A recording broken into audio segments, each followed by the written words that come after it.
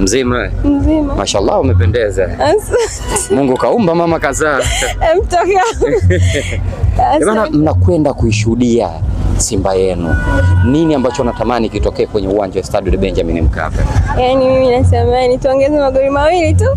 Yaani unahitaji goli nyingi, goli mbili tu. Mbili tu ziwe 5 basi. Kwa nini goli mbili na sio goli nyingi? Wachezaji wetu wasichoke sana, wakapumzike. Wakipata goli nyingi watajichosha. Watajichosha. Sasa tutaki wachoke sana. Bado tuna mengi mbele. Matamanio yako wewe ni mchezaji gani afunge goli la kwanza? Mimi Kibu. Kibu Dennis. Nampenda sana Sana. Mimi nataka kujua ni kipi ambacho kimekuvuta kuchora hivi, yani Simba Sports nini? Naipenda sana. Naipenda Simba Sana. Shemeji?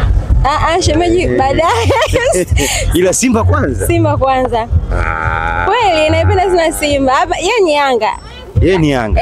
Kwa hata ikija vitu vya Simba kila kitu tunafanya mwenyewe, jezi nini kila kitu mwenyewe. Na mgombani?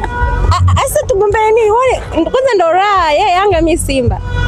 Kwa yani kama jana hivi yeye fulu raha. Yani nimemwachia ametoka na marafiki zake na mimi leo aniachie nitoke na marafiki zangu. Kwa hapa hakuna bugza yoyote. Hamna kuniuliza. Bana, mnakwenda kushuhudia mchezo.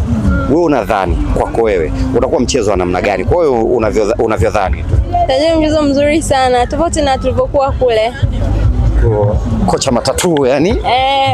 Captain, chezea captain. Ana baya.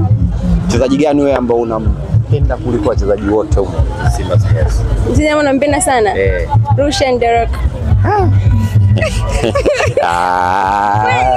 Hawezi kuchukua nafasi ya shemeji nyumbani. Hapana, nampenda for team. For team. Anakuvutia sana. Wanasema shida Rushan Derek kipenzi cha wadada kwa sababu ni mzuri. Hapana, ni beki mzuri. Ni striker ambaye yani I like, yani basi tu hivyo. Sasa ndio kwa mfano anakusikiliza hivyo, unatamani kumwambia neno moja, unaweza kumwambiaje? Na mimi nampenda, endelee kutufurahisha wana Simba. Asante sana. Asante pia. Asante.